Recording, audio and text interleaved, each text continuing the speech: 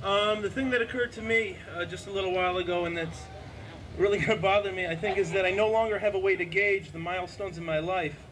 I look back at the last 15 years or so, and I can always tell what girlfriend I had at the time, what car I was driving, what job I had, where I lived, by what show was going on at that time. And I've got a wedding coming up, and I'm a school teacher, and I plan when I'm going to take my sick days and my marriage and everything on what shows I can get to. And it's like I'm lost now. It's like, you know, I don't know how to make plans or dates, but that's all I guess.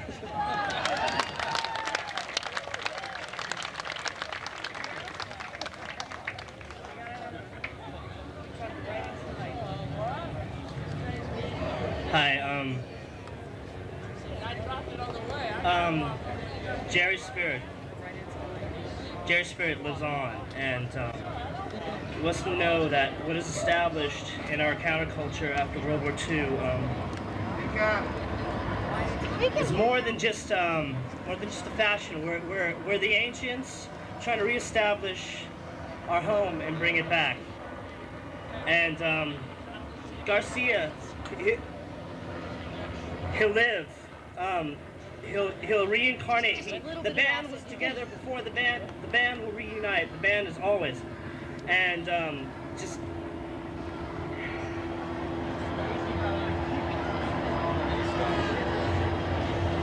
like our leaders, they weren't politicians. These are artists.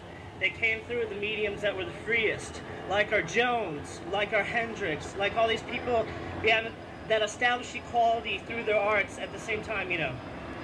Now we must release Jerry's spirit and keep our culture going. We have a band, we have many bands, and we'll keep it going, and we'll qualify our piece. We'll do it. We'll bring it across. Jerry was a great leader, and to make great leader through all the eyes of all, to make us all leaders, and to. Oh, I'm a little nervous. Okay. Well, let's Jerry Spirit. Let's bring it on. Let's get him through. He'll qualify. We'll have all our great musicians coming back.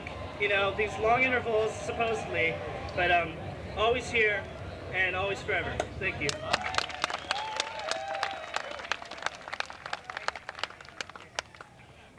Hey, I just wanted you all to know that Deadheads are the greatest people ever to live, man. And I just got a little saying for Jerry. Deadheads never die, they just keep trucking on, man.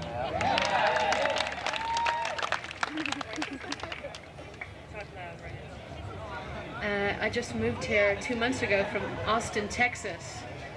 And in Austin, Texas, we don't get the Grateful Dead. So here I am in LA hoping to get the Grateful Dead, and I walked and stumbled upon this afternoon. I want to share one thing with you, and that was one of my reasons for coming to LA. It's something my stepfather invented. It's called a crystal loom, and this has a point to do with the Grateful Dead. Just give me 1 second. Have you ever seen a laser light show? Yeah. Basically, what the crystal loom is similar to a laser light show in that I'm projecting images onto a two-dimensional surface. But instead of it being manipulated by a computer, I manipulate everything with my hands, which allows me to go in and out of the beats and match colors with tones. Basically, what music is doing to your mind through your ears, the crystal loom is doing to your mind through your eyes. And my favorite way to play is to space music. And it's one of the saddest days to think that someone as beautiful and artistic and spiritual and poetic as Jerry Garcia has gone. But he's in our hearts and he's in our soul. And don't forget the space music and don't forget the light shows, and let his light stay with you as he will with me. And I hope I can share this beautiful crystal loom instrument with everybody, because it's spacey.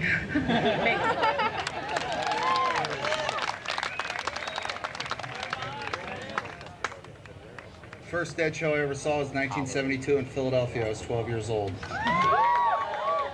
This man changed my life. I ended up going to the farm in Tennessee and getting married and having children and meeting a California girl that got me out here, and it was all because of this man and what he represented. We're no strangers here. We've all met. We've all been together before. One of the heaviest moments I ever did was when I knelt down at the mausoleum in Jamaica. Jah Rastafari. And Bob Weir and Jerry Garcia had been there and had left their sign. And today, Jerry and Bob are jamming.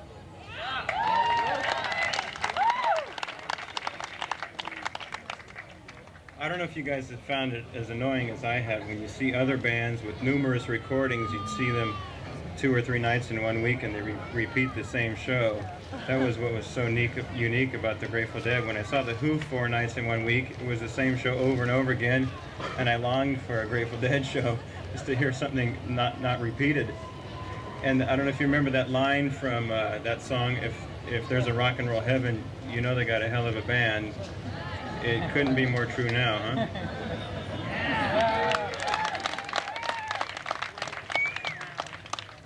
Wow, there's a lot of people here. I'm Bruce, and when I heard the news this morning, I just got really stoned.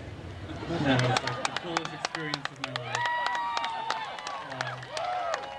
It reminded me of the sports arena a couple of months ago. So, you know, there'll be more shows. I hope.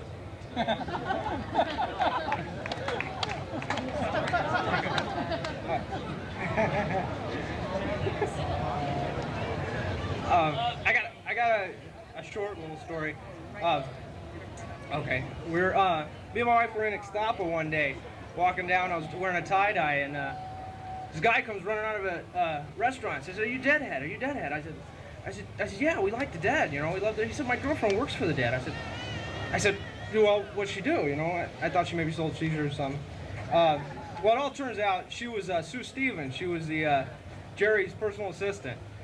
She gave us some tickets to a show up at Shoreline, and bitch show, best show I ever saw in my life. It was bad, but that turned out to be the weekend I conceived my daughter, or me and my wife, and we named her Hannah Rose after Ramblin' Rose. They'll always have a special place in my heart.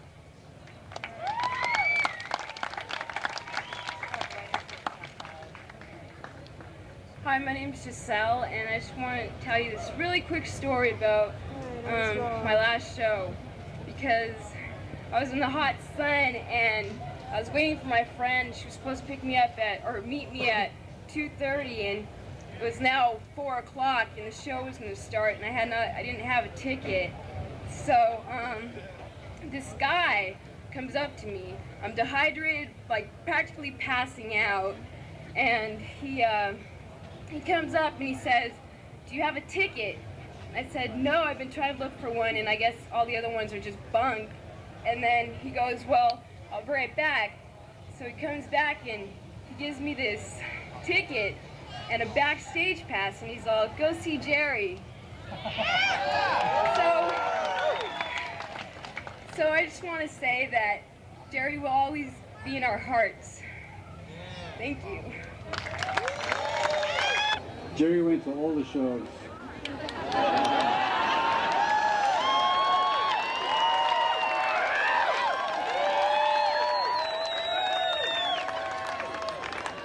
My experience with the Grateful Dead was that Jerry gave me the opportunity to love, an opportunity to experience that love with all of you and all of us with each other. Last Saturday, I just had this urge to print some flyers for a drum jam inviting you all about 100 yards down the hill here on the 26th. Figure that out. I took the flyers last Saturday to a Cubensis show, a Dead cover band, up in the mountains. I'm sure a lot of you went. It was just so beautiful. And yeah, for me, Jerry was music. I mean, that's the bottom line for me. I have blazing memories of Ventura 82. I mean, Jerry just smoking out there, all having fun at the beach. And for me, it's like a passing of a Miles or a Coltrane. And just thank God for tapers. That's all I got to say.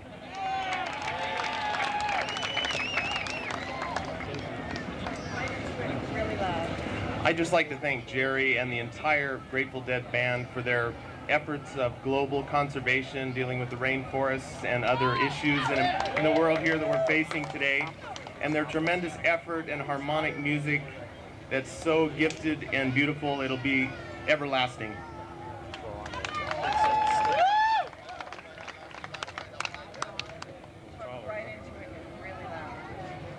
Hello, everybody. I think of the song Scarlet Begonias, and there's a line that says, "Strangers stopping strangers just to shake their hands." And I think what Jerry and the Dead represent is community, harmony, and love. And I think the best way for us to honor Jerry is to carry that throughout the rest of our lives and shake someone's hand tonight. See you, everybody.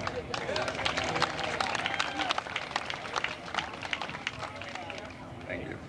I just want to say that this morning when I found out, I realized that tomorrow morning I have something important I had to do, and had to ask somebody to let me out, and I called them up and I said, "I'm sorry, I can't make it tomorrow because there's been a death in the extended family, and I want to tell you that this is one hell of an extended family." Thank you.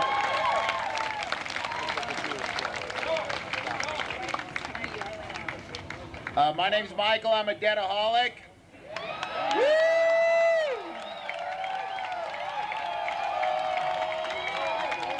Fuck, man. My first show was Polly, 79. I was 13 years old, and it was all good. Today, and my best show was 1986, the Greek shows. Box of Rain, Sunday. My friend Rocky and I talked, and I was up north when this happened, and you made it down. And I came right down. I said, "What are we supposed to do now?" I said, "What are we supposed to do now?" And he goes, "I guess we have to grow up." I said, "Fuck that." Woo!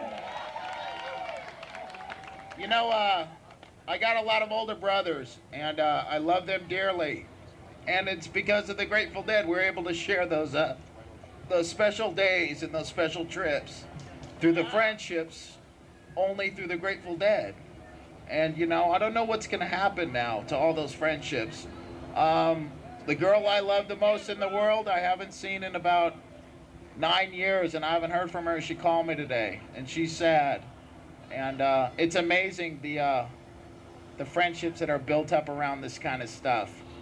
And it's funny when you look at somebody across the room in a public place and they know what's really going on, and you're able to look in their eyes.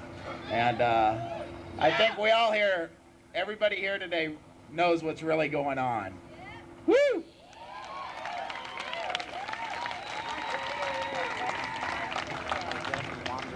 Yeah, my name's Dennis, and my first show with the Dead was 1970. Back then I had long hair. In fact, I had hair back then. And I'm just here just to kind of like validate the pain I'm going through and everybody else. And through all the years, I've seen the Dead at, the Wall of Sound in Santa Barbara and the Hollywood Bowl and all through the years and stuff. And I just wanted to come here and say hi, and just a quick poem that I once heard years ago, with all due respect to Jerry and the rest of the members and everybody there. They said, "When I die, bury me deep, lay 2 speakers by my feet, put some headphones on my head, and always play the Grateful Dead." Thank you.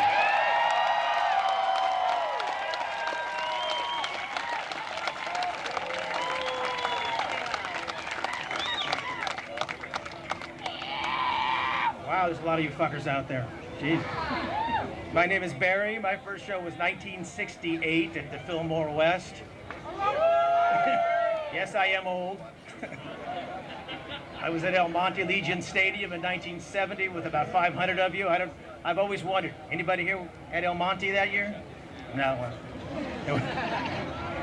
Anyway, even though I'm an LA boy, I've seen a lot of shows in the Bay Area. And I thought we ought to also be thinking about our Bay Area brethren tonight, because it's beautiful up there at shows, not to mention all the beautiful Vegas shows like somebody else mentioned. I wish I could express myself like Michael did, because I'm feeling the same way. I'm feeling like I got to grow up now, but nah. I got my tapes. I got my memories more